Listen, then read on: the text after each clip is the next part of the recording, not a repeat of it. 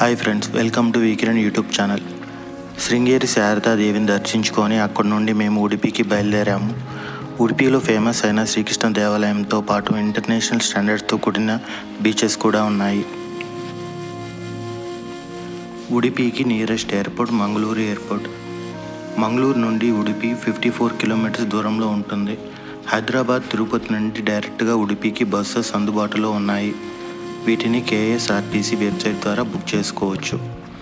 Remaining places నుంచి వచ్చేవాళ్ళు బెంగళూరు చేరుకొని అక్కడ నుండి ఉడిపి చేరుకోవాల్సి ఉంటుంది.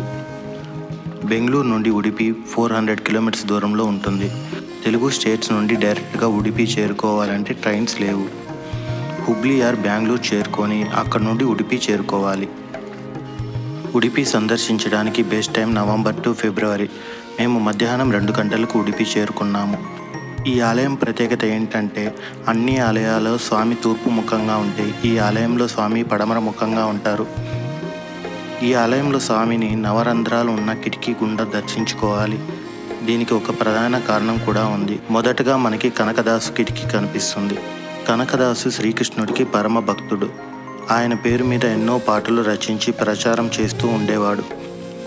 ఒకసారి కనకదాసు ఉడిపిలోని శ్రీకృష్ణ ఆలయం దర్శించుకోవడానికి వచ్చినప్పుడు తక్కువ కులస్తుడనే నెపంతో ఆలయ ప్రవేశాన్ని నిషేధిస్తారు.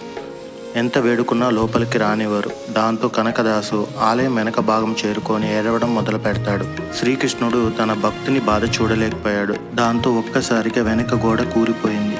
తూర్పు ముఖంగా ఉన్న శ్రీకృష్ణుడు వెనక్కి తిరిగి కనకదాసుకు దర్శనమిచ్చాడు. అప్పటి నుండి భక్తులు స్వామివారిని వెనక కిటికీ నుంచి దర్శించుకుంటారు. ద్వైత సిద్ధాంతాన్ని ప్రతిపాదించిన మధ్వాచార్యులు ఒక రోజున సముద్ర తీరాన తపోదీక్ష చేస్తుండగా అటుగా వస్తున్న ఒక నావ ఉబ్బెత్తున లేచిన అలకు ప్రమాదంలో పడింది. అది గమనించిన మధ్వాచార్యులు తన ఉపవస్త్రాన్ని విసరడంతో ఆ నావ ఒడ్డుకు చేరింది.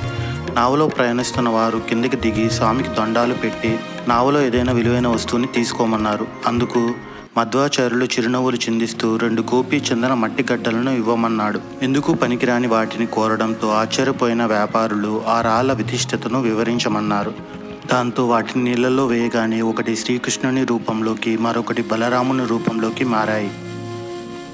అయితే బలరాముని విగ్రహాన్ని అక్కడే ప్రతిష్ఠించి శ్రీకృష్ణుని విగ్రహాన్ని ఉడిపిలో ప్రతిష్ఠించారు.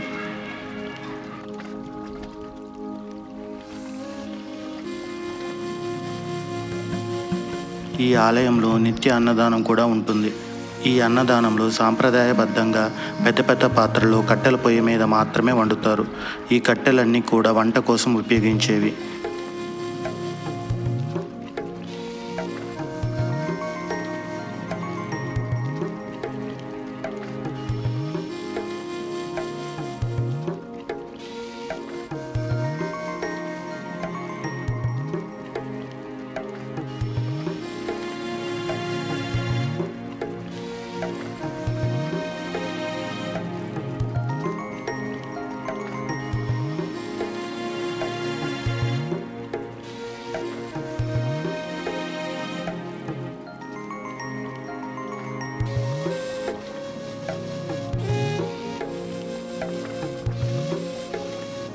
ఉడిపిలో శ్రీకృష్ణ దేవాలయంతో పాటు మీరు చూడవలసిన places Mattu beach, Malpe beach, saint Mary island, Kapu beach, Shri Mookambika temple, Shri Chandramouleshwara Devasthanam, మరికొన్ని ప్లేసెస్ కింద డిస్క్రిప్షన్లో ఇస్తాను, చూడండి.